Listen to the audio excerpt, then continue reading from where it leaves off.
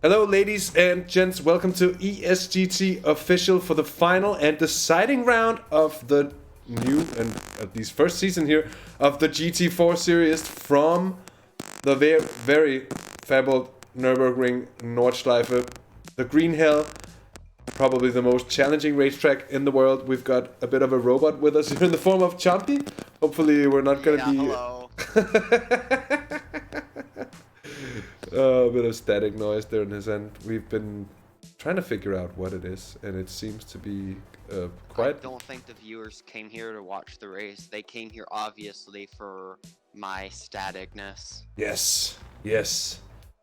I agree in that assumption indeed. Let's go to live pictures. Qualifying has just gotten underway. And so... we have championship leader and probably the driver with the most pressure on his shoulders for this race, Cooper, who's made a team switch since the last ESGT GT4 race and who's now with the TX3 team. It's a part of their North American expansion. Tucho, of course, here for DNA. Again, he's been here at every single race. And let me just take it to the standing. I'm afraid I don't have the graphics to pull it on screen because it's a Google Doc which doesn't really allow me to do so. But as mentioned, Cooper leading 310 points to his name. Huetzo for VLX is in second position with 304 points. And then Nova in third, who's not here for the race today. So it's basically going to be Cooper and Huetzo going for it in the championship here. And the 6 points difference, well, first and second in the standings are separated by 4 points. And then, I mean, in the race results, it's 80 points to 76, and then all the way down the rest separated by only 2 points. So it's on Huetzo to try and win it. It's on Cooper to try and finish third or better to make sure that he's gonna be finishing atop the championship standings. Not at all, Nick. Yes, you can. Just gonna turn you up a good bit so the viewers can hear you. How's that? Much better, much better, much better. Brilliant. Welcome to It's very exciting. It's very exciting to see the GT4 series wind up to its conclusion, as it were, when the race gets started. How do you guys feel about it? There's probably going to be a lot of mistakes made and a lot of strategy variation too, because I've been talking to teams racing and there is a variety. I've seen people want to go on the hards, fuel save a ton and do a no stop. I've seen one stop going soft and soft. I've seen a one stop medium soft. I've seen a two stop soft. So Yeah. Because of course on this circuit, because it's so long, the relative penalty of making a pit stop is fairly minor. yeah. I've done a little bit of driving myself. A very good driving, you know, just to get a kind of sense of options the drivers had. And I felt that I was able to push for 2 laps on softs, but on the third lap, the softs were really past their best. So if anyone tries for the 3 lap on softs, I get the feeling they're going to be struggling toward the end of that stint. Yeah, definitely. Fuel is also going to be a slight concern for some cars because some can probably make a solid 4 laps without refueling and others have to refuel on the second lap. Yeah, indeed. Oh, hey Mew! And hey Swablu, good to have you guys along. Welcome too. And just to follow up on your question, Nick, it is certainly going to be a a very challenging one for the drivers. I am personally preparing for the 24 hours of Nürburgring myself, happening next weekend. So, done my daily dose of practice here over the last couple of days and weeks, and it's just such a hard place to go to. And it's so unlike any other racetrack in the world that it sort of is a discipline of its own. Racing here, it's so different. There's no rhythm to it. There is no routine. You see the corners once every 9 minutes or so. And in my humble opinion, I don't agree. I think that the first section has a lot of rhythm. I think that the, what do you call that long sort of left-handed curve that you go flat out at? I mean, that's certainly got a kind of rhythm to it, but it kind of breaks down here and there into what feels like random left and right. I think what I mean is also more that there's so long in between the repetitions of when you see each corner again, that rhythm you usually get of, you know, corner by corner by corner at any other racetrack, basically, even at the long ones like Spa or the old Hockenheim or so. You just don't get that here, and it just requires. Usually speaking, you get like sort of distinct boxes and straights, and after each corner complex you get a little bit of chance to kind of recenter yourself. Yeah, but also just in terms of pure muscle memory, that usually there's like, if a lap takes you 2 minutes, it's 2 minutes of muscle memory, and that's kind of programmable to the brain. Yeah.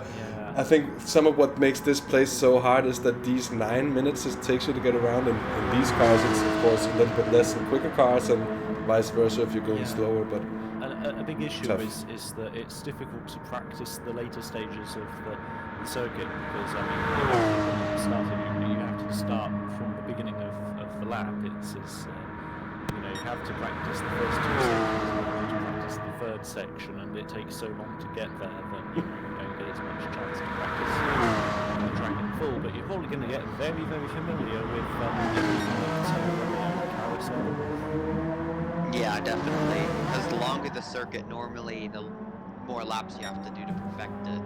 Because each circuit, normally, in like a hindsight, takes the same number of laps to master a circuit and really put all the lines, braking points, and whatnot into your head. And when the circuit is longer, it takes a lot more time to do that. Let me just bring up the cover of the GT4 series standings so that we can about the actual championship. Yep, as we get hot laps started here as well. The important thing is that this has been essentially a three-way race between Darkrai, who has been in the Phoenix team but is now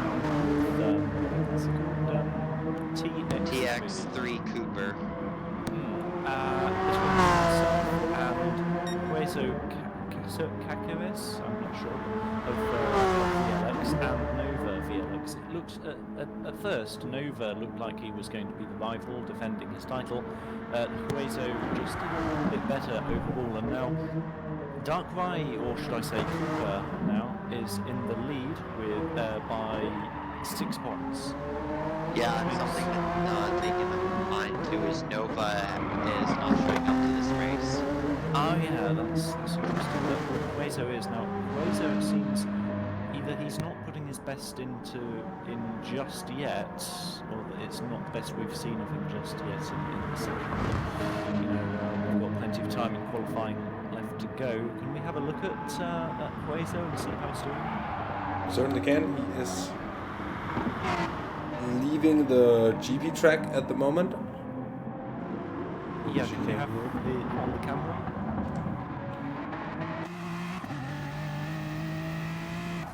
It's DJ. It's DJ. How's Fraser? Are you talking about me and on the stream? I don't know. Whoever's running the stream. I am, but we're watching Hueso. Oh, there it goes. I must be a few seconds behind. Yeah. Oh yeah, there we go. Sorry, I just called up. Okay, yeah. This side. Right, okay, so how's he doing? I mean, everyone has just begun their hot lap about Yep. 2 to 3 minutes ago. So the current times that they have posted are all of them coming out of the pit lane. So it's not really a good representation of their best performance as well.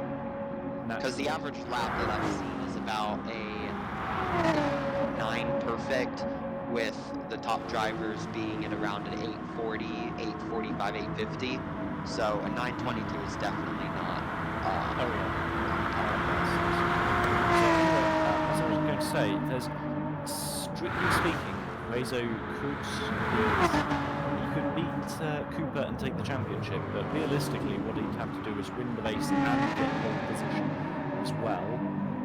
If neither of them gets pole position and Rezo wins, they have a tie. I don't know how that tie will be broken. I know that there's a couple of different ideas floating around how to establish a tiebreaker, but I don't know what the decision is. So that'll be interesting. But you know, it looks like Cooper's the favourite to win the series.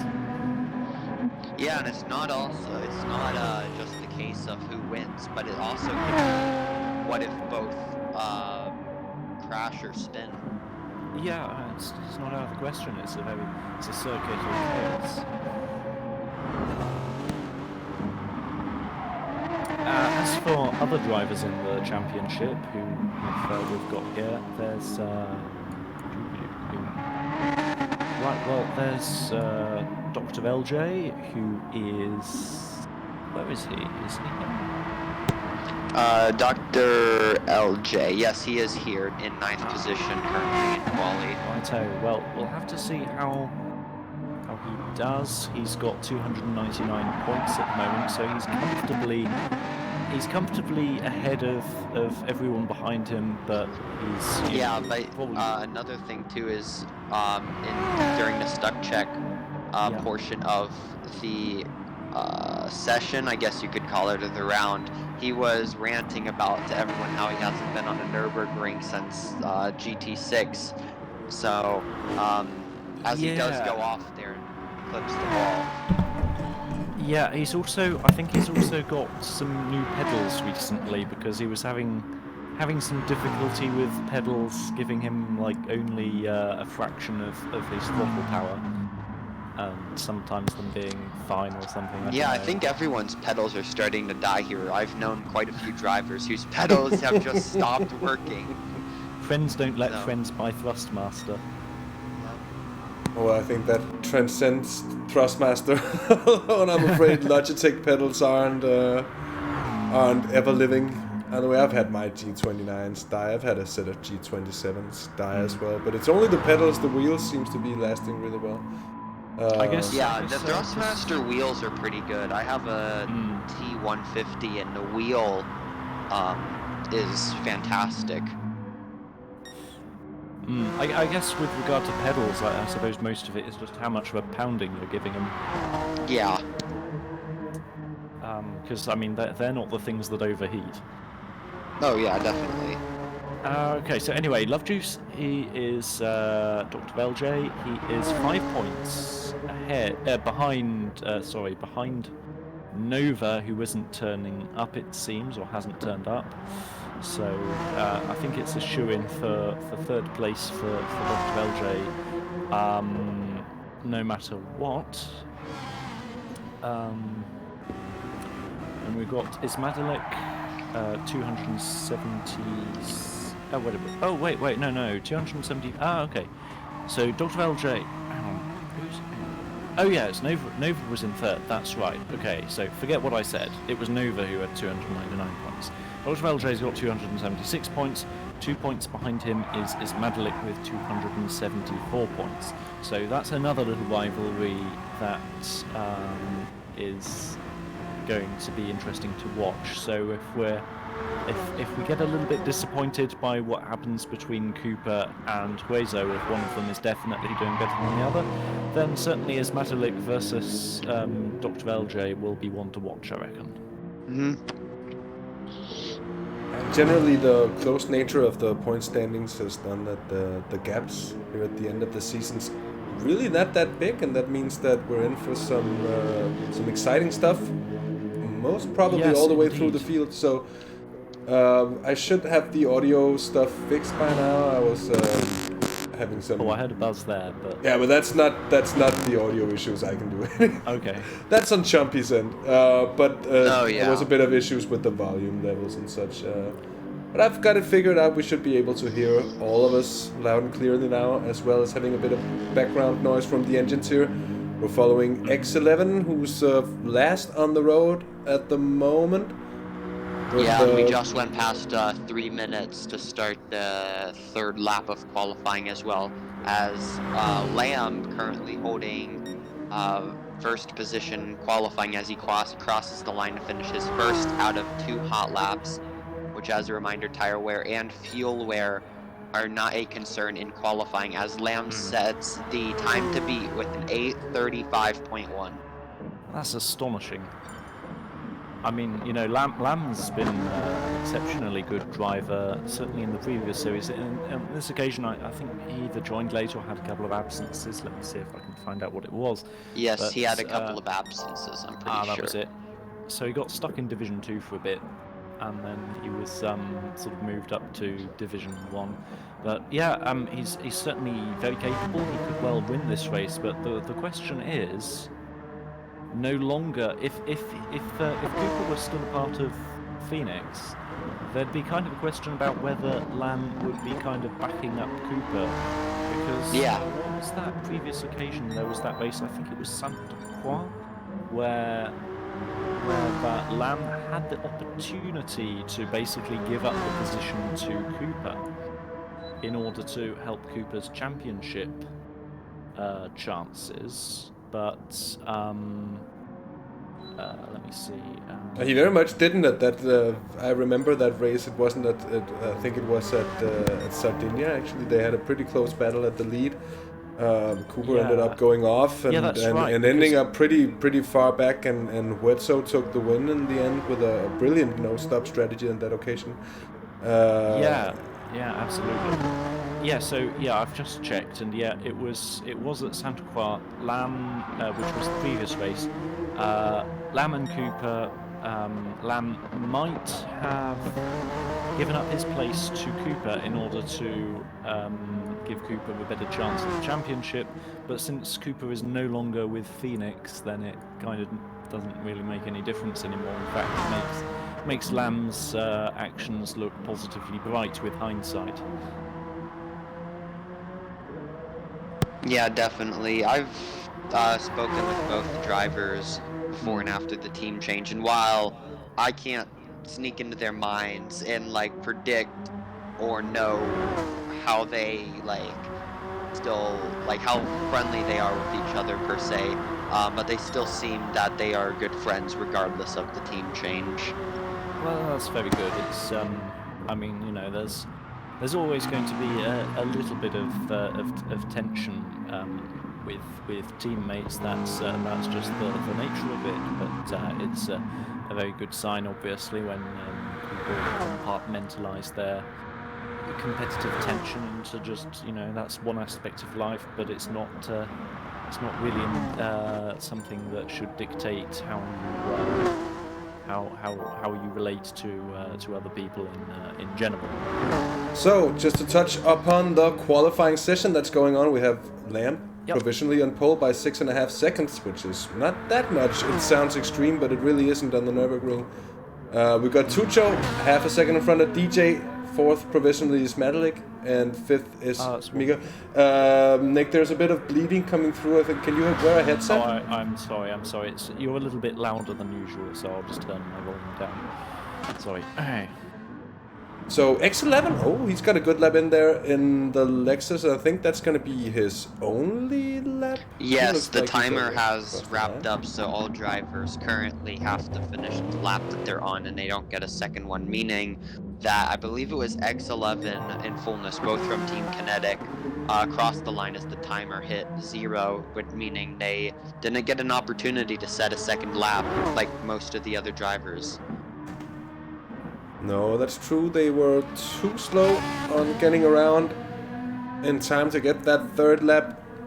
And that third lap in turn meaning that we're on for a 27-minute qualifying session here for everyone to make it around. Yeah, that and something final to time. keep in mind too is some of the drivers are currently in pit lane, such as Hullum and Antuezo from VLX.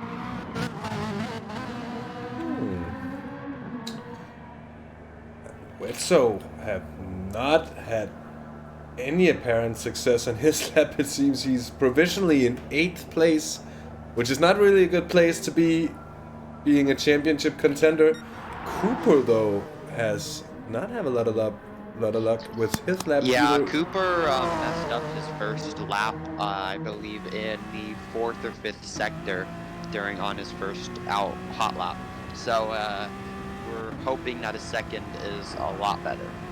Gonna be following him on. No, from the broadcaster's perspective, I'm not sure we're hoping for that. Cooper's a good guy. I wish him nothing bad at all. But for the sake of excitement in the race, what would be better than having Cooper starting in 9th place, right behind Wetzo, and both of them having to go up through the field in the course of the race? That would be spectacular. But knowing Cooper, I think he's gonna put in a solid, perhaps not flying, perhaps not pole position lap, but I would be very surprised if he's not in and around the top 3, top 4 guys, the front 2 rows. As we see here, he's 15 seconds up on his last lap, so not on par with Lamb's sector times, although he's by no means far away either. Yeah, Lamb right now as well is also going purple in every one of his sectors by about a second, so... Should we touch on Tusho for a bit, currently running in second? He's been kind of flying under the radar for the series with results which have been kind of middle of the road regardless of the division he's been in, but I think he could really pull a kick out this sleeve with the kind of performance he's showing at the moment. Yeah, most definitely. I've personally raced Tuco, and we've had some good battles. Flashback to one of the final rounds of the GT3 series. Me and him were head-to-head in that, and that was really fun. But he is definitely one of those drivers that flies under the radar as like people like Lamb take the spotlight from him, who are doing much better. But Tuco is a very quick driver. Yeah. He's the kind of person that, top drivers would love to have as a teammate, someone who's just solid, dependable. He's been very consistent throughout this season, and looking at the results he's had as well, he's not had any spectacular results, but he's been thereabouts on pretty much any occasion, except for the first 2 races. The 2 opening rounds were not among the strongest of results, points-wise. Was he in Division 2 for the opening race? Or was he straight up in... I don't remember.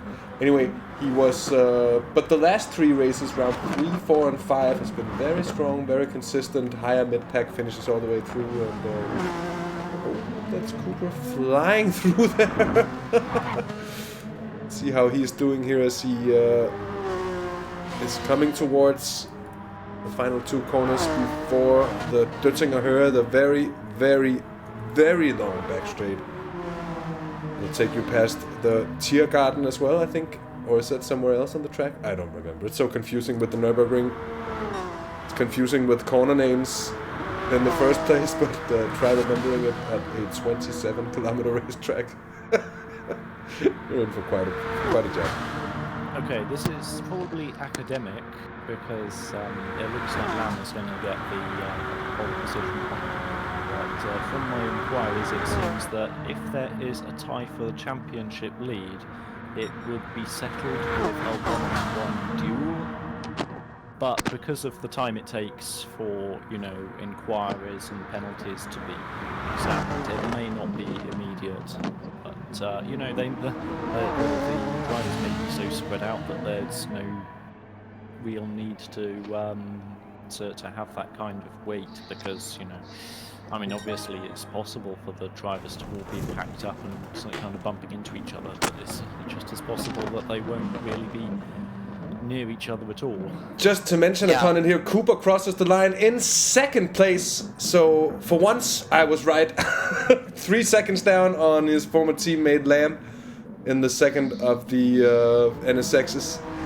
So, yeah, and then DJ from Phoenix 7 tops out the top 3 provisionally, as some drivers are still finishing up their laps. Yeah, I think it is Madalik is still running. He crosses the line there to improve, but not by enough But not to in his gain. position. He'll stay in 5th. Yeah, exactly. He doesn't gain any places. There's only 2 drivers left on track. We have Barrels and Dr. Lovejuice. Yeah, Dr. LJ is, well, in his own words, he was not exactly confident coming into this race. I think he expressed an unfamiliarity with the track, which is, to be fair, not exactly what you want to be feeling before a race at this very circuit. Yeah, so Barrels crosses the line and goes 6th fastest, and Dr. Lovejuice crosses the line with a just under a 9-minute time and settles for 11th position. But you know what, Dr. Lovejuice, hashtag not last, which I think for him is I'd be happy if I were in that situation though. But that's gonna wrap up qualifying. It is. So Lamb's on pole position in front of Cooper. Then it's the DJ for Phoenix 7 as well. DNA Tucho in 4th with Ismatilik for One Racing Esports in 5th. We've got Barrels for Renegade Esports in 6th. It's crossing the line there late in the session. X11 for Kinetic in the Lexus is in 7th. Pamigo for One Racing Esports in the other Lexus is in 8th, and Holman in the 3rd of the Lexus is in 12th position. The Lexus is. And Quetzo is, however, not in a good position. I think whatever happened to Quetzo, since he didn't really get anything out of the latter part of qualifying. That's a little surprising to me.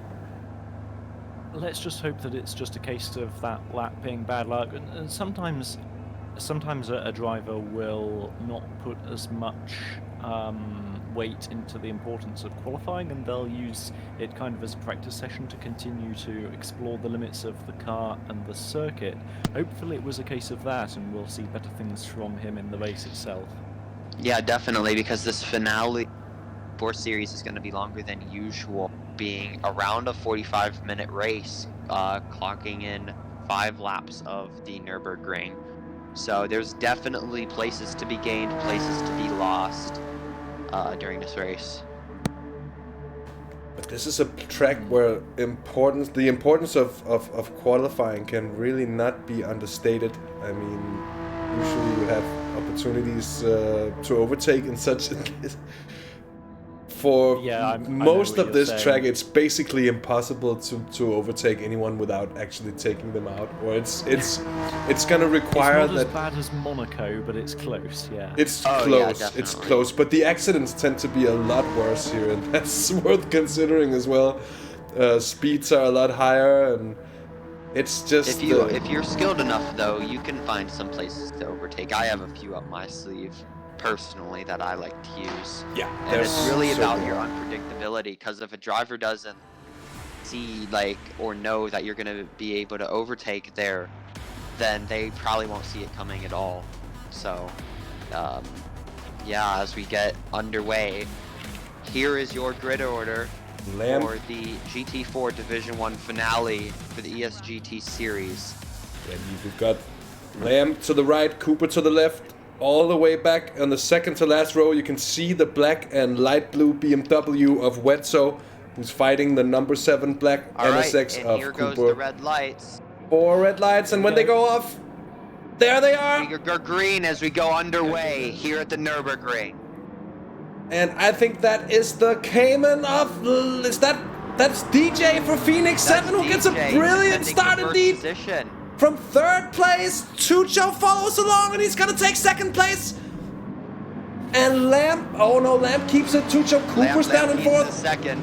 Here's Barrels in fifth, fending off Kinetic and the X11. Oh. Wetzo is gaining places. Have a rough start as he's back in 12th position. That is not what is Metallic wanted. Now let's just see if we can have a quick second glance. What? Action is happening though here at the head of affairs. Phoenix 7 is 1 and 2. DJ Lamb, Tucho, Cooper, and X11. And for now, Cooper is fine in this position, but he'd love to be further up the order. It has to be said, the NSXs, they've not been the strongest of starters.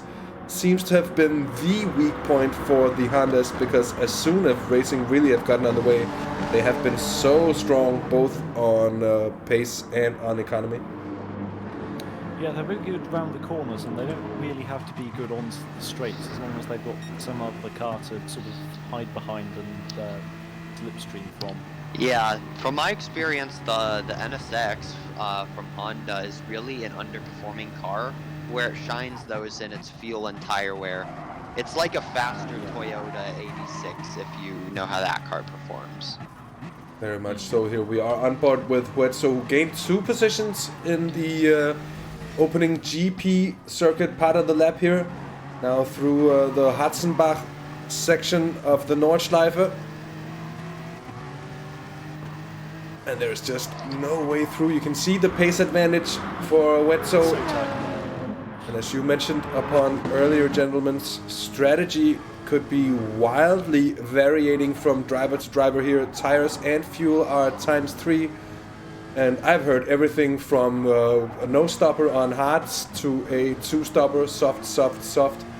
And basically everything in between. So we will be watching that. Can you bring up the expanded sort of car info so we can keep tabs on fuel and tire stuff?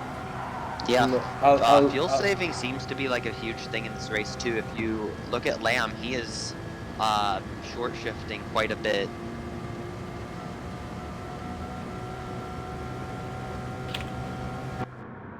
I'm gonna let Chompie do the fuel watching and keep the screen neat and clean. We can have a look at it from time to time, but I honestly prefer to keep it off because it's really not pretty to Yeah, it does look a bit messy, but it's also quite, you know. Yeah, but it's like, I honestly feel like sometimes you don't need to know everything, because it ruins every single possible element of surprise that could be coming for you at any point. Sometimes it really improves the value of entertainment, at least from watching the racing, from not knowing exactly what happens. But that's just my. Speaking of which, look at those Dusho and Cooper, is it? Showing DJ at the moment. Yeah, Dusho and Cooper, they've been really close to each other. Like, I can't imagine what's going to happen with those guys in the next few seconds. Yeah, Cooper looked like he wanted to go for an overtake onto the first long straight of the Nordschleife, but it was not going to happen without someone getting punted off. On tabs of fuel as well, though, DJ seems to be running twice as much fuel as the other 3 drivers right now. Yeah, it's an interesting thing. I've noticed that when you're in a battle with another driver, it tends to be that the driver in front has a tougher time when it comes to fuel consumption. The driver behind has a tougher time with tyre wear. So it's quite an interesting dilemma. It certainly is. I think like there is a perfect distance to be behind, but it's also a risk trying to ease back to give any space to the car in front, because you could allow him to actually get the run and to actually break away. And then here there's also. But it also, if you let up, that also cools down the tyres, the brakes. It just means that your car is a little bit less stable. So you have to be really very good car control in order to kind of ease off and get back on the power and make it work. Yeah, that's true. That's true. Wezo is definitely making his way up the grid, as he is in 7th position right now and gaining on 6th and 5th. He's 0.8 of a second off of the Lexus of Pamigo here, and he goes off on the outside here, and he spins and collects the wall! And that is probably gonna be the end of Wetzo's championship chances. I'd be very surprised to see him come back from this one. The VLX BMW at a place where, oh, this corner, and it's so difficult. So often, it's like a black hole full of gravitational force there on the outside. If you pick up that grass, there is no grip out there, and there is no coming back. And he should be happy that he's ghosted. A couple of the cars behind would be happy as well, because that could have been a big crunch indeed. Could have been pretty ugly, yeah. Oh man. Well, I mean, yeah, it does look like it's the end of his race, but of course a good driver never ever gives up. Yeah, he still has about, what is it now, 4.5 laps? Yes, yes. It is remarkable though to have seen that, you know, a driver that, you know, most of us weren't familiar with from Australia just completely blow away our expectations. Oh, there's an overtake in the top 3. Oh! Cooper goes past Tuco from going a little bit too wide. We got it here on board with Cooper. We are. This is not an easy place to overtake. In the words of Hans-Joachim Stuck, this is the section of the track that really separate the men's from the boys, and just squeezes in there. It's actually through YouTube corner. So ever the opportunist, Cooper up into 3rd place. It is looking good. He doesn't need to pressure in any way, except for going for he's of course basically honors got and it in the race bag. win. So I mean, normally I would expect him to kind of play it easy, but I think that if I were to try to get inside his head, I suppose I would say that if he doesn't feel he can afford to relax yet. Yeah, I could see that. Certainly no space for the relaxation at any point, any place of this track. This is so difficult. This is so tough. I know what you mean exactly. I'm very much on. But Cooper up into 3rd, 2.7 seconds down on DJ. It's Phoenix 7, 1 and 2. We have to wonder. Who would have predicted before this race started that it would be DJ not only leading from the start, but being consistently leading and you know, not outpacing Lamb, but certainly he's gaining on the straightaway with Lamb's slipstream right now. Look at this big old gaggle of cars here over the Duttinger. Here they come, and they go 3 wide under the Bilstein Bridge. And I think it's Barrels actually getting the most out of that one, squeezing ahead of both of the One Racing Esports cars. It's Holman and the Lexus there, and a bit of contact towards the inside wall there. Oh, that almost got very messy. And actually, I think it did get very messy indeed. And I think there's a bit of lag for Pamigo. Look at this. Just squeezes in. So close to one another. It's amazing, isn't it? Just how much insanity this straight lends itself to after the kind of pent-up frustrations with the drivers. You suddenly get this massive opening to overtake and be overtaken. Oh, blimey, it's so close at times. Yeah, it got a bit sketchy there before. They all got through fine and well in the end here. Tuco in 4th now. Keeping up well though with Cooper. I feel he's gonna have a lot to gain if he can keep up with the TX3 driver Barrels. That was up into 5th place for him. Yeah, I mean, during that whole, you know, at the end of that straight, you can only imagine how much pressure Barrels would have been feeling under. Immense. Indeed. Indeed. Here, Wancam time. It is from Barrels machine. He's going to be coming under pressure from Ismatelik. The Portuguese has been very consistent as well, though I don't know if Barrels is seeing the same amount of lag spiking that we see here from Ismatelik. That's certainly never nice to see when battling. Yeah. Tell me about it. I think throughout the championship, Babbles has kind of been a surprising one because he was, in the lower divisions, and then it was just kind of, he sort of ended up in Division 1 kind of almost by accident, you might say. But here he is, I think, really demonstrating his worth. Would you say? Yeah, definitely. I mean, I know I'm biased because I'm in the same team as him, but... Oh yeah, I'm biased too. But he's certainly done well. It has to be said that he's really grabbed the opportunity to perform at a high level here, and certainly showing his worth today. This Metallic Hallman here, who has a bit of a huge moment actually through the Hatzenbach section here. Or was it Pamigo? Or was it both of them? I have a feeling it was actually both of them. Oh no, that was Hallman all on his own. And then Pamigo just after, just out of sympathy perhaps for his fellow Lexus driver, getting it a bit wrong as well. Well, it may... Oh yeah, what I find is that when you're racing along and you don't have a lot of time for thinking rationally about things, but you see a driver ahead of you take a little bit of a riskier line, and you kind of assume that... His Metallic got disconnected from the race. Sorry to interrupt you. Oh yeah. Oh, that's a major oof for his Metallic. We did see his connection looking a bit shaky there.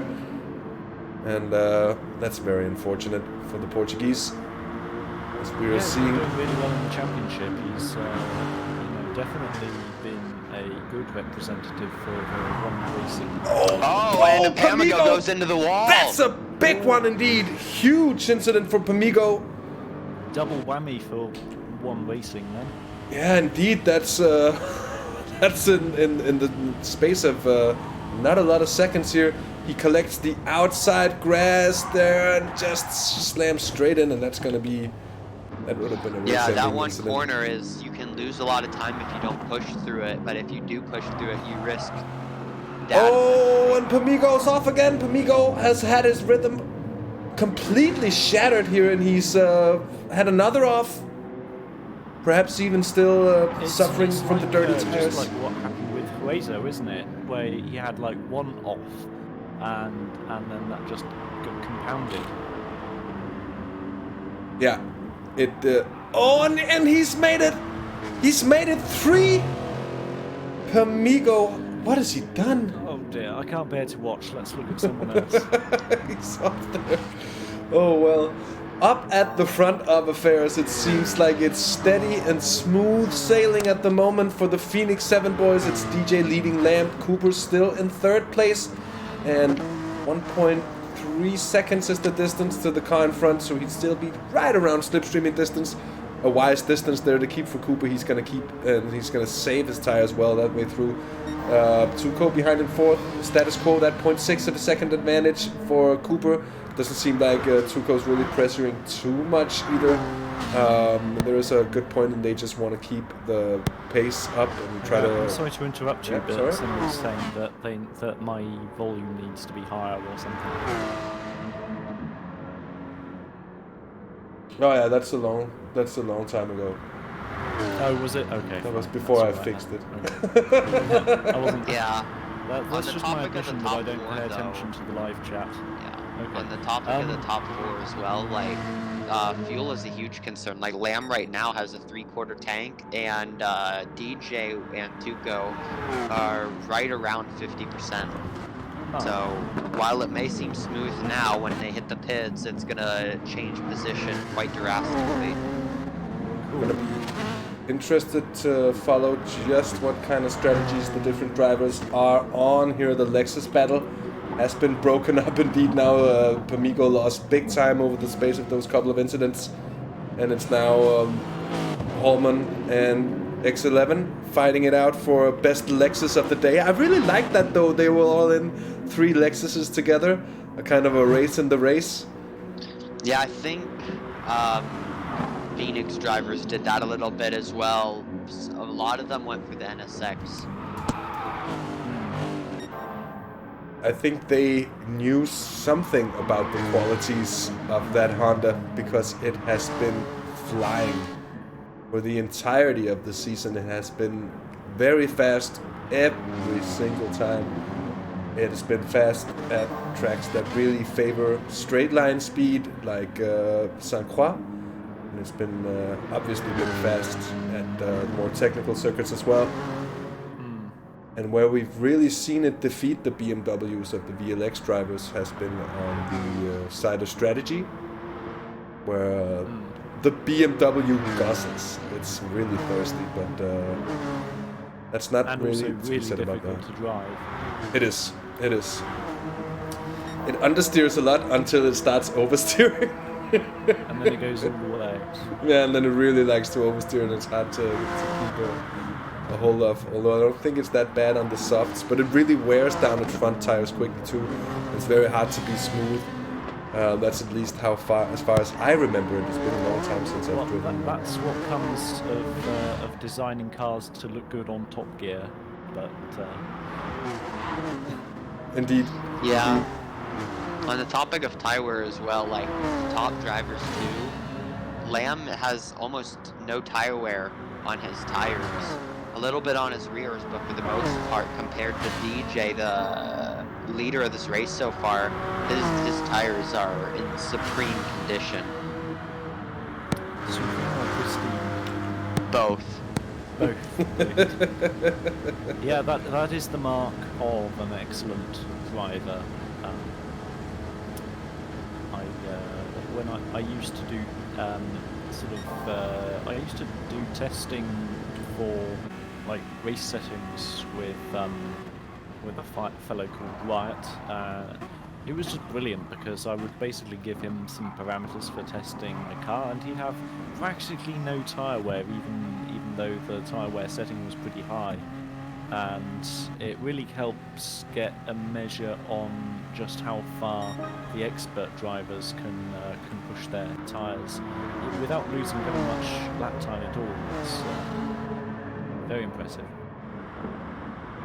That certainly is your Lamb. We have some driver communication here as Cooper is giving hazards to Tuco.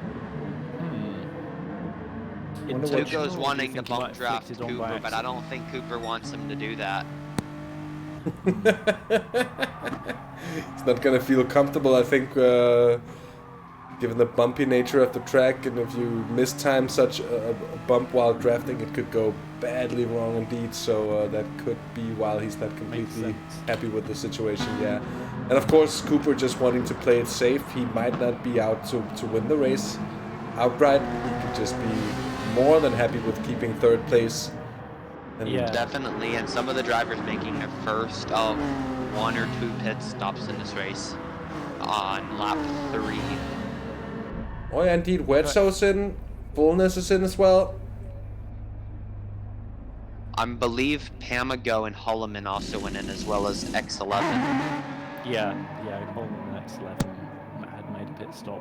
Yeah, the top 5, however, did stay out.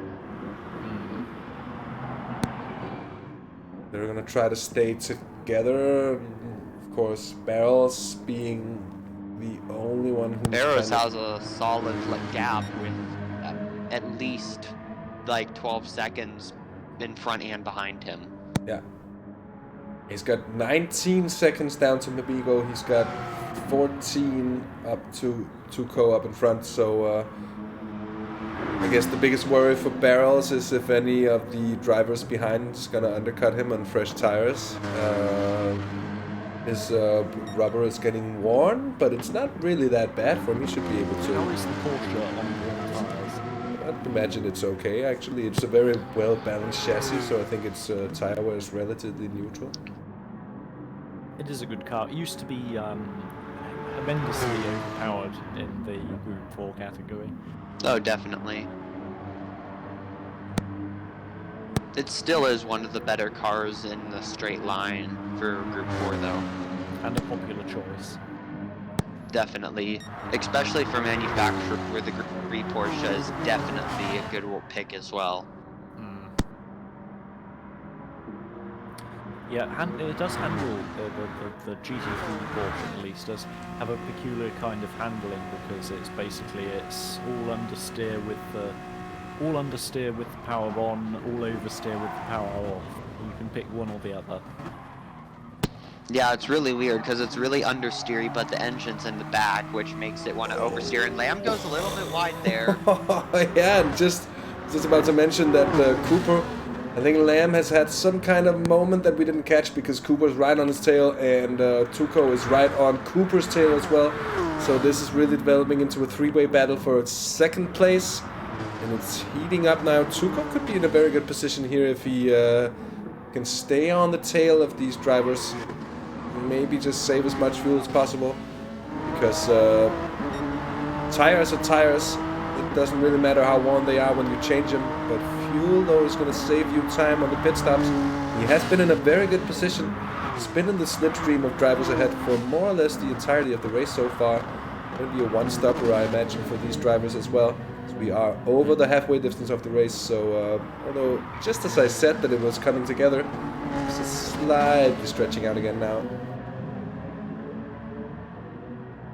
That is, of course, just the nature of the Nordschleife as well here. Pemigo now in front of X11 and Hallman, so the Lexus battle lives. Not bad, although Hallman is behind by 4 seconds here, so it's not entirely alive yet. I'd like it to be. I try to keep it alive though here. Wetso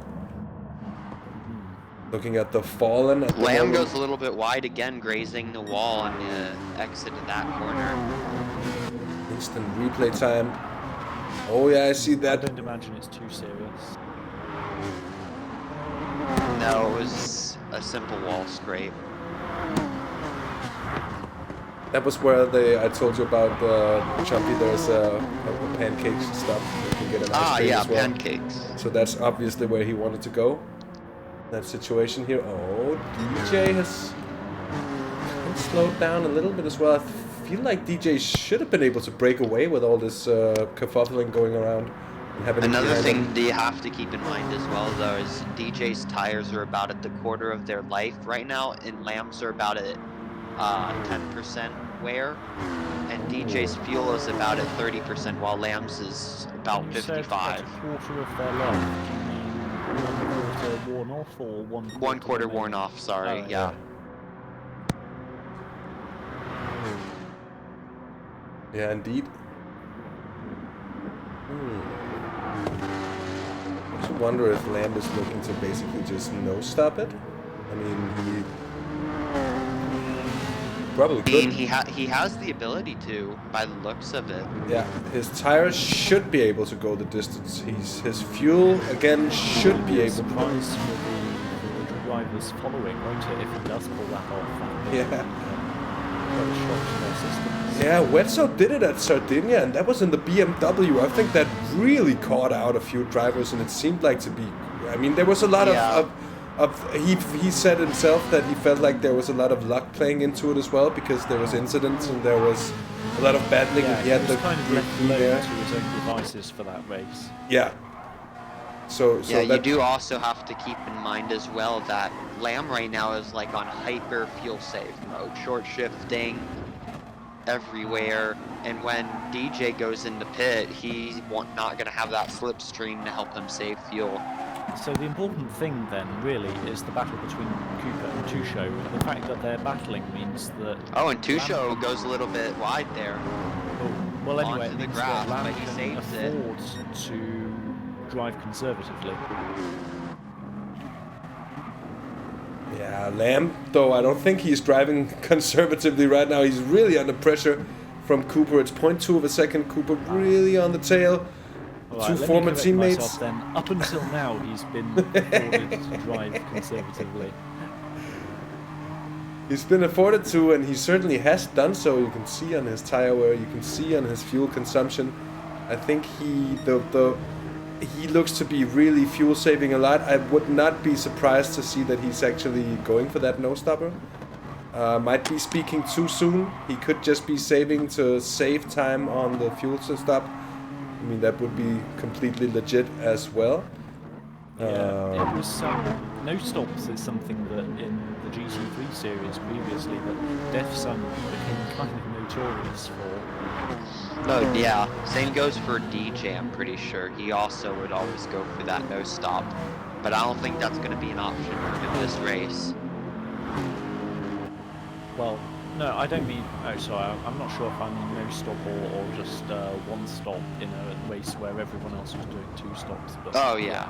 Okay. That kind of thing, just making everything last a lot longer than anyone expects. Oh, X11 is having big looks here around the bumper end of Two-show on the long straightaway, hopping in that slipstream and making up 2 positions. Whoa, let's see. That's 1, that's 2 before the Bilstein Bridge indeed. That sends Lamb back into 3rd place. Let's see if he can keep top it. Speed is pretty insane, especially in slipstream, but I think the top 2 are going to box here, so... Let's see what Lamb is going to do, because it seems like Tucho, he was almost DJ able boxes, to break Tuco away. boxes, Lamb goes on. stays out, and so does Cooper. Yeah, so the 2 Hondas are trying to go on, and let's see if they're going to go all the way. We're on to the penultimate lap. But that doesn't say that much here. Last lap but 1. Barrels goes in as well. Barrels in here, just 14% of fuel left for him as DJ leaves. Oh, and X11 goes with a slight contact on Pamago, goes a little bit off, and so does Pamago. On their out lap. Oh, that's a little bit, that's quite an impact actually. Yeah, Pamago goes into box and X11 stays out. And now with Holloman right behind him too is Lexus buddy. Yeah, the Lexus battle is back and alive, and it's X11 at the front of it right now. We're gonna see where, just how far. Looking at the way that X11 was challenging Pamago earlier, that was really intense. I hope we can see a little bit more of that kind of energy. Oh, Holman gets the run here from the first couple of corners, and he's gonna have the inside. He gets ahead. It's now the leading Lexus. It's in 6th place overall. Lamb, Cooper separated by a second. The 2 Hondas here on the GP stretch of the circuit. 14.5 seconds, of course. DJ fresh out the box. Hypothetically, assuming Cooper gets away with the championship title, can you conceive of maybe Cooper and Lamb being both, really close championship rivals for the following GT3 series? Because that would be something worth watching. Yeah, both are very talented drivers. Both are GT Sport FIA World finalists, I'm pretty sure. I know Lamb is somewhat positive that Cooper is. I think he is. Quite sure he is as well. But both are very fast drivers. They are. They've been on pace all this season, and not only on pure pace, but also on the level of consistency they've had from track to track and during the races as well. That's what makes a champion.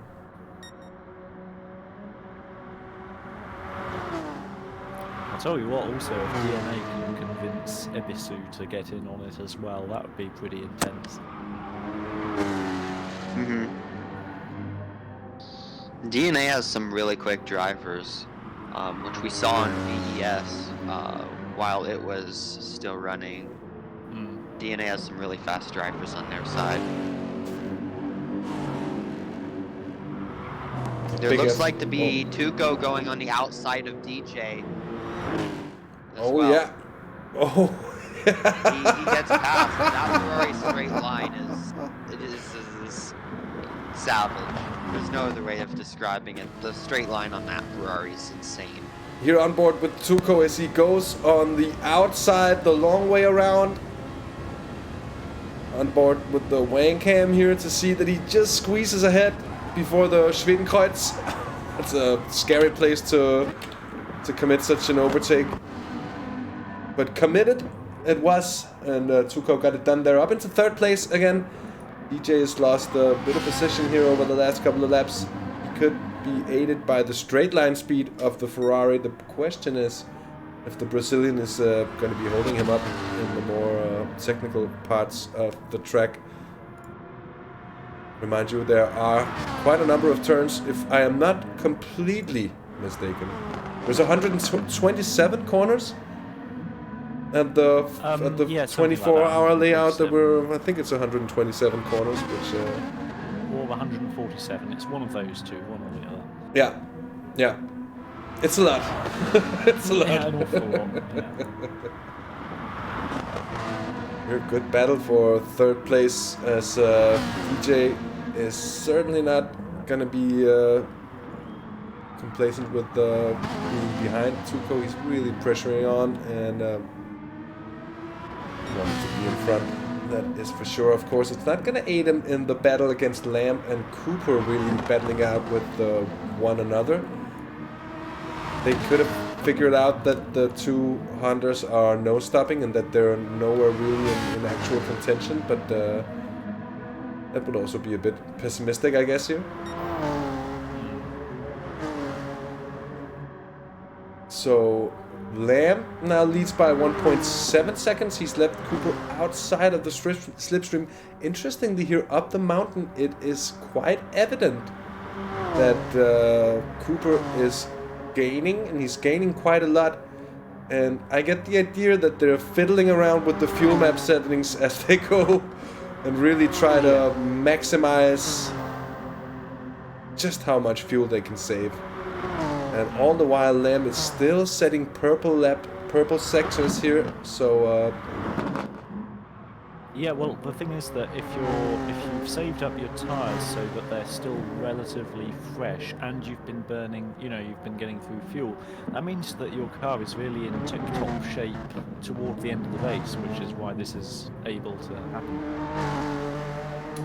Good point indeed, and it just requires such a steady hand from the driver to do that consistently.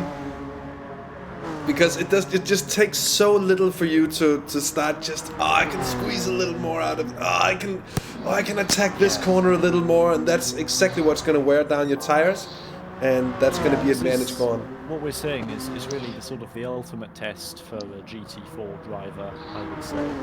Yeah, looks like Holloman from GRT went past Barrels. He certainly did. Oh, what happened to Barrels? Barrels was quite a bit away ahead here, and it's not something. Been outside of the range of our cameras. He was doing well in the box. Yeah, he was in the box. But I believe he got undercut, and then Holloman just went through the pass. So Barrels is now in a sandwich of Lexuses, or as I like to call them, Lexi.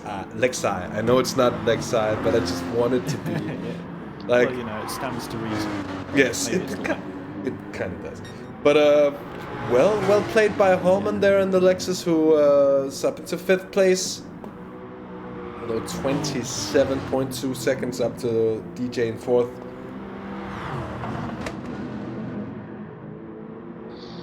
My dad used to call those cars Dyslexus. That's actually pretty good. Although it is quite high levels of dad humor, but it being coming from your dad, I guess that's all right. I guess that's all right. Okay, I'm sorry. I'm gonna mute my. No, I'm not.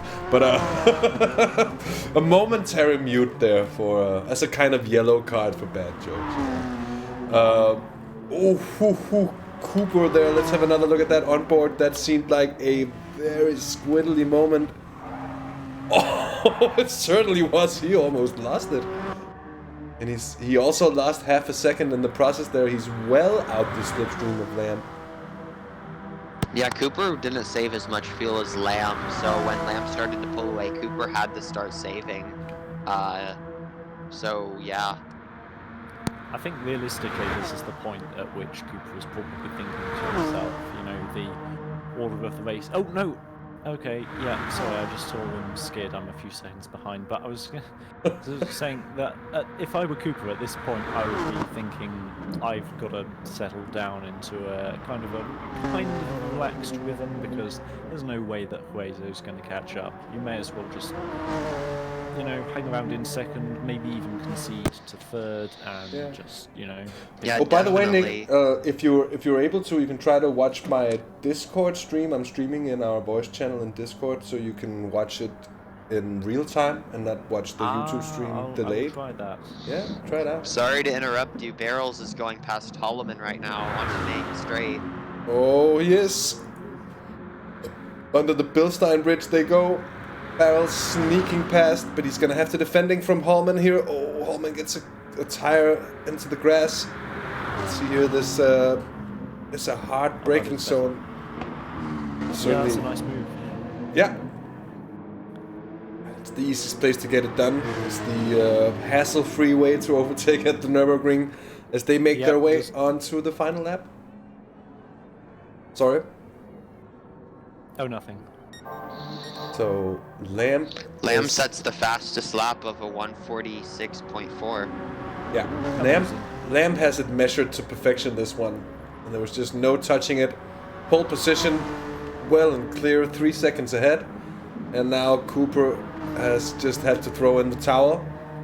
The slipstream was broken, and there isn't enough fuel to keep on like pressuring at the same pace as Lamb is putting down right now. Just going to cruise to championship victory. Yeah. While Lamb, it seems, has got the sort of Oh, looks like Holloman went past Barrels again. Oh, he did. Good call there, Chompie. Barrels is going to go for the switchback, but Holloman has the inside to the next corner. He tries to make it stick around the outside. That's through the Schumacher S's. Usually not the place to go too wide here, but Holman will still have the inside for the next one. And Holloman tries it down the inside, but Barrels late breaks, and they're still side by side. Now that's beautiful. Absolutely amazing here. And they're going to be side by side all the way down towards the chicane. Oh, away out of that exit, getting the better exit of that. So I know that's going in the highlights. Yep, video that's for sure. definitely going in the highlight. Barrels, keep in mind, overcut Holloman. So he has 1 lap's better tires, which are on the Nürburgring. Oh, Yeah. Holloman goes wide into the gravel trap. What? Oh my word. We're going to have another look at it here. Because we were watching the replay from before. And Holman, oh, he just outbrakes himself. And he goes just tipping into the gravel trap. Yeah, just feeling the pressure there from Barrels. And he's now going to have the Lexus battle reigniting as he's got the X11 reappearing in his mirrors now. And they are coming back together. Game over for Holman, to be honest. Yeah, in terms of that battle for 5th against Barrels, that could very well be here as he picks up a lot of understeer through that section here, through the Hudson-Bach. 4.6 Yeah, but as I was seconds saying, down. Barrels overcut Holloman, meaning Barrels has 1 lap's better tires, which around the Nürburgring is quite a significant advantage. thing. And I heard Advantage, which yes. is why I reckon it might be game over for Holman. Yeah.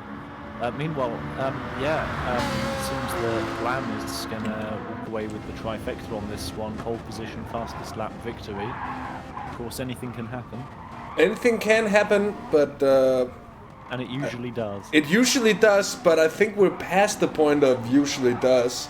And we're into the point of Lamb is trying to sail home nicely, easily, and safely for a well-deserved win. Although... Something to keep in mind too is Cooper has third. 10% of fuel left, which might give Tuco the 2nd position. That could get very spicy around this lap. He's lost quite a lot of time actually on this lap alone. Tuco I don't is, think although Tuco's going to be able to go for 2nd position because he's going to be spending a lot of energy. I mean, I know DJ is kind of bump drafting him, yeah, I think that I don't think that DJ is going to give Tuco the kind of leeway that he'd need to challenge Cooper sufficiently. What do you guys think? Right now I think it seems Tuco is just overdriving the car ever so slightly.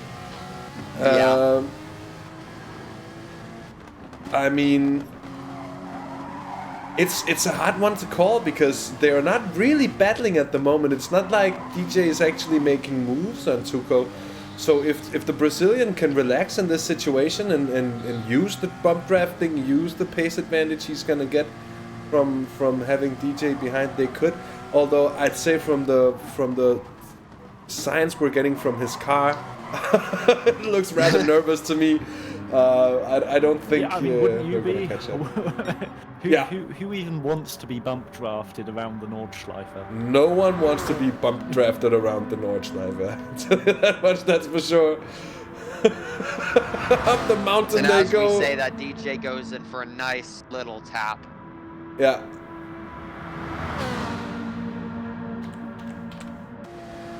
It's gonna be a last tap before the left-hander here. Oh, that would be murder to do so. And rightfully, he chooses not to commit such an act. Certainly, it's my favourite part of this circuit. It's just got such a good flow, and you've got to really, push beyond what you think is sane. Yeah, I tend to think that my favorite part of the Nordschleife is actually the opening part of the track. I think that has the flow for me, but I think it's very individual as well, what you kind of like. I have a couple of teammates on my team in Simpact who really mastered this place. And you should bring them along for the next season. Yeah, we play on iRacing, so... Okay.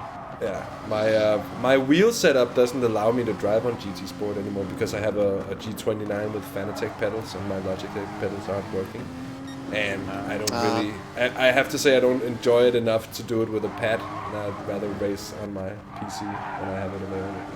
So, but this place in some of the PC sims is brutal to drive because you see any of these curbs, they go over, they're quite like liberal with how they trick and touch curbs. Or some cars are worse. If you think I'm wrong, others. but I've been watching Tuco, and it looks like he's got a little bit more relaxed with DJ behind him. Yeah, that's a good Yeah, call. because I think. Tuco probably knows that DJ isn't going to go for a move. Well, at least not before the back straight here as they get towards the Dutzinger Höhe. But the gap certainly hasn't come down by enough for them to be able to catch up, I think. Let's have a look at Cooper's fuel. Yeah. Oh, it's low! Oh, it is low. Oh, it's very low, but I think he's gonna... I think he's got it nailed. I think he's got it mastered. I would be very surprised to see him crawling at 80k an hour at the end of the straight here. We'll have to keep an eye on him, though. We will certainly keep an eye on, because you see those tents are bleeding away. Not through the corners, but as soon as he has to accelerate and put down the throttle. So do you reckon? Oh, Tuco goes wide! Overtake. Ooh, I just thought it looked like Tuco was really on his way wide at the exit of the mini carousel. DJ will try and overtake at the beginning of the straight or wait till the end? He will wait till the end. I think he'll try and wait to the end, just so Tuco doesn't have any chance to catch back up to him. Because at least my strategy for the straightaway is if I have someone behind them, I'm gonna go ridiculously slow, essentially forcing them to pass me. Yeah, so he's doing I it. You can see he's straightaway. holding back. Yeah. And just And letting as you can himself see here, ease DJ forward. is gonna go right by Oh, Tuco. he thought he was gonna go for the bump, but he actually went for the pass just before the Bilstein Bridge. Now we're gonna see, has Tuco timed it well enough? Lamb is gonna be crossing the line in not a lot of time. I mean, perfectly timed for me there, as Lamb does take the checker flag. We're gonna stay on board here. Well done from Lamb indeed. Oh, they go sideways through that final chicane. Oh, it's gonna be a run to the line. It's gonna be an absolute sprint. Tuco might have this. What? Tuco, Cooper, oh, DJ, Tuco, it's gonna be so close. DJ takes it. That is so close. That was 200ths of a second. fantastic. 200ths of a second. 200ths of a second indeed. Look at this. Look at this. Yep.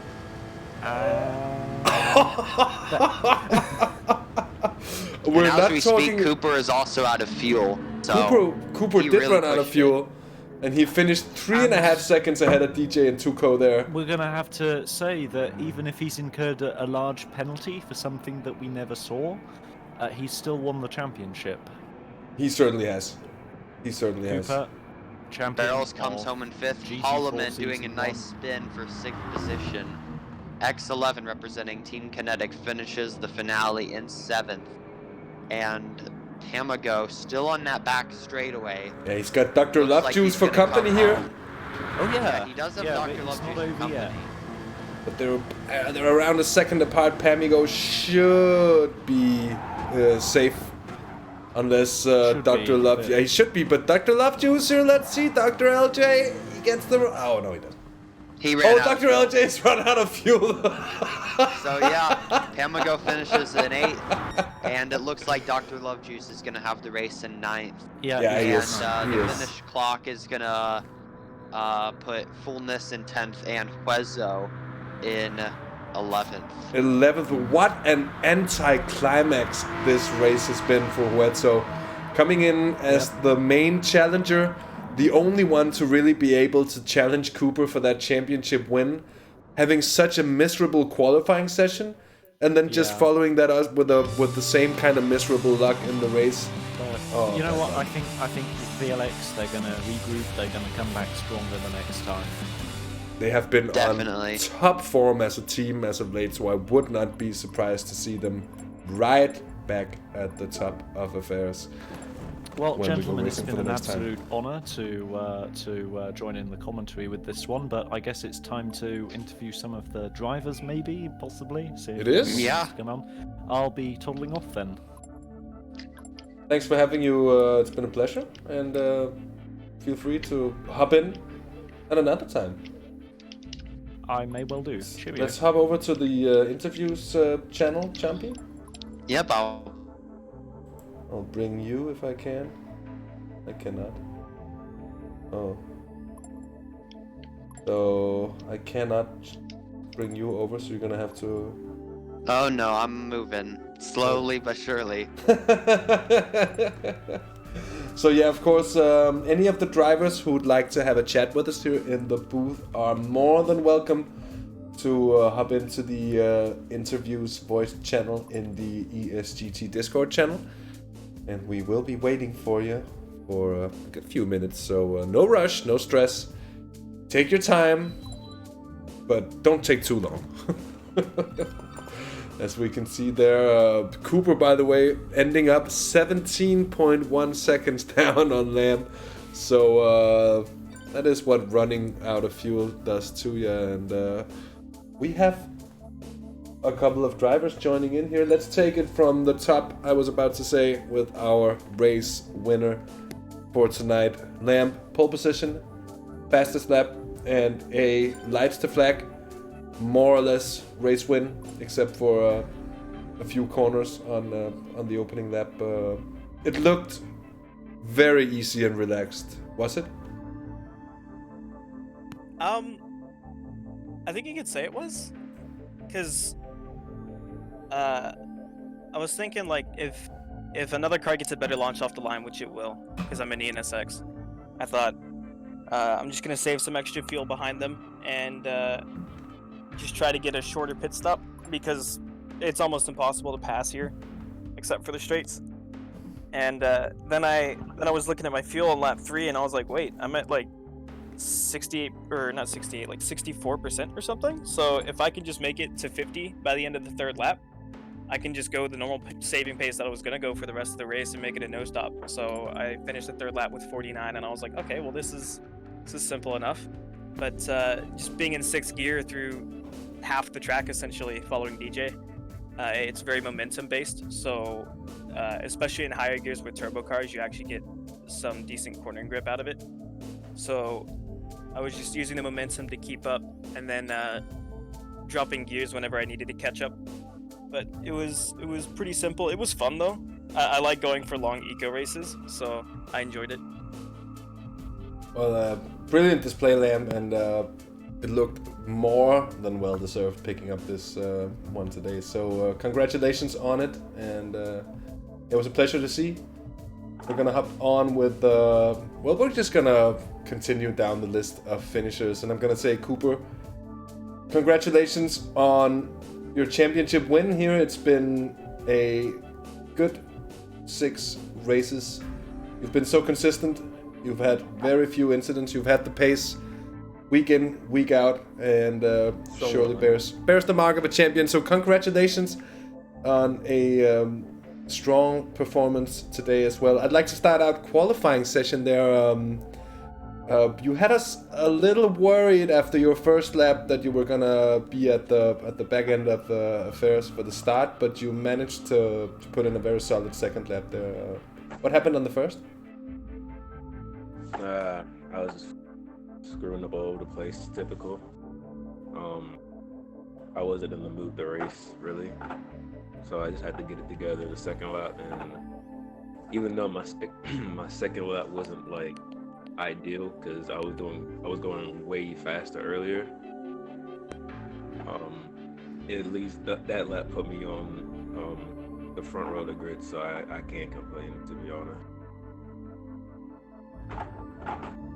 And the race, well, we know by now that the NSX really isn't a strong starter, so I think we all expected to see some of the other cars get off the line quicker. And there was a good bit of battling there, and you ended up running out of fuel. I don't know, how far from the line did you run out of fuel? Was it like right before, or? I actually didn't run out of fuel, Oh. but I knew I was going to run out of fuel, so I like put it in 6, and I was just coasting down the straight. Okay. I was thinking about doing for one stop, but I was saving so much fuel that I literally didn't have to. So I should have saved more during the race because if I wanted to stay in Lamb's draft, and that obviously didn't happen. So all I had to do was just like, keep it on the track basically, and just save a decent amount of fuel throughout the whole race. I guess it paid off for second. Yeah, well, it surely did. It was seemed like it looked to me like a planned strategic move to know how strong the NSX would be economically, and to then go for it. But sounds like it wasn't. No, it was, but it's just that I just didn't save enough fuel. As Lamb said, he was keeping it in 6th gear for like half the lap. Oh yeah. I had to use fuel just.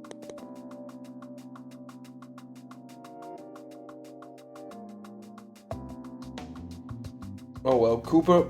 Again, congratulations on the championship title. It's been brilliant following you and watching you race all this season long. And with that, we're gonna hop on to our 3rd place finisher, DJ. Strong race for you as well. Best of the one-stoppers, best of the drivers to pit, and close. You think that's a fitting word for your finish there with Tuco at the end? Yeah, I think close will definitely work to describe that finish. Before I describe how the race went, I just want to congratulate Lamb on the victory and Darkrai on the championship. I definitely would have liked to see Lamb in some more top split races, other than the issue that went on. So I think it would have been a tighter battle for the championship. But congratulations again to Darkrai. Did a great job of the whole season. But yeah, I mean, I know the race it's like almost the fact that you see the 2 people up front do a no-stop, and it's just like, well, if you do a no-stop, you're probably going to guarantee yourself a podium finish. But it's just, I mean, that last, 3rd lap, I was just short shifting like a quarter. And even after that, I could only make it to like 24% fuel. And so it was like, maybe if I had short shifted earlier, but just knowing Lamb's pace and Cooper's and qualifying, the fact that they weren't trying to even pass me, I knew they were fuel saving really, really strongly. But I just felt like I couldn't fuel save as much of them even if I tried. I mean, unless I was like in fuel mode 6. But I tried to save as much as I could. That way when I got into the pits, I wouldn't have to refuel as much. And clearly Tucho had the same idea. So yeah, those last 2 laps, they were just so intense trying to figure out some way to save that fuel. That way I could push that final lap, and I'm assuming he was doing the same thing. And then just trying to time that pass at the very end, because obviously we know whoever's going to pass in the straightaway is going to have a good chance by the end of it. But yeah, I got it loose in the final corner and gave him a nice run up to the finish. So yeah, just an awesome race, and I feel like throughout the final 6 races, or the 6th race season, I've been improving a little bit every single time, and so I definitely enjoyed it a lot. Well, for sure, it's been enjoyable, and it's been enjoyable watching you race. It goes for you and Tuco definitely today. What a battle it's been. Congratulations, DJ, on the 3rd place. And with that, well, let's go with straight on to a word with you, Tuco, for your thoughts on that that amazing final straightaway there. What went through your mind when you saw yourself slowly passing DJ's car there just before the win? I was basically screaming, "Move, Ferrari, move, please, for the love of God!" But it wasn't enough by the smallest of difference. Still, it was a very fun race because I was also trying to save fuel, but I didn't think that I would be able to make a no stopper. So I just tried to follow the group on the leaders and hopefully make either another cut or do what I did. Try to fill the car enough to make a full attack second stint and try to go to the podium, because that was my goal. My goal was to try to reach the podium, but it wasn't the enough. Still, I had one of the best battles I ever had in this series, and I'm very happy with my result today. I think you can, if the podium was your goal, I think we can safely say you was also very close to reaching that goal. Yeah. 0.02 of a second, the gap between 3rd and 4th place today, Tuco. Amazing to watch you and DJ battling it out there. So congratulations on the excellent race. I just have to ask you one more question there. The final couple of laps there, mentally, was it stressful with DJ a 10th behind for a lap and a half or so, or were you able to relax and focus? Actually, no, I wasn't very precious because Nürburgring on the Nordschleife section is very easy to defend because the track is so narrow and so twisted that there's basically one corner. So if you make a small defending line, you are almost certain to not be overtaken. My only issue was to try to break away a little bit of gap for the slipstream, but unfortunately I wasn't fast enough for that. So I would just hope for some mistake from DJ at the end, and I almost got it. So it was all that I could do. Yeah, indeed. Good stuff, Tuco. Great to watch, and good race from you as well. It's been great to watch you this entire season, so looking forward to you coming back to the ESGT sometime soon. Thank you. Congratulations, DJ, Cooper for the title, and Lamp for the win. And with that, that's going to conclude our interviews for today, which in turn is going to conclude our broadcast from today and our broadcasting from this series here from the ESGT GT4 series. For me, Dirten, from Chompie as well in the booth. It has been a great pleasure. We've had organizing boy Nick along with us in the booth as well today. That was a lot of fun. And I'd like just to say thanks for tuning in. Remember to leave a like if you like what you've seen here on the channel today. And if you want to see more, do subscribe. And with that said, as I said from me and Chompie, it's been a pleasure. So until next time, take care. Yeah, until next time, this concludes the ESGT finale here at the Nürburgring 24 Hours. Tune in next time to see other races that we're going to start up, or other series such as our GT3 series or our Grand Prix series. And yeah, this here concludes the GT4 series. It certainly does. It's been a great journey. So well, until we will be back again. I don't know how long it takes. I don't know if it'll be here on or on HTRG or whatever. But until next time, it's certainly been enjoyable. So take care. I'm gonna leave you with the bye-bye music, and I will see you soon.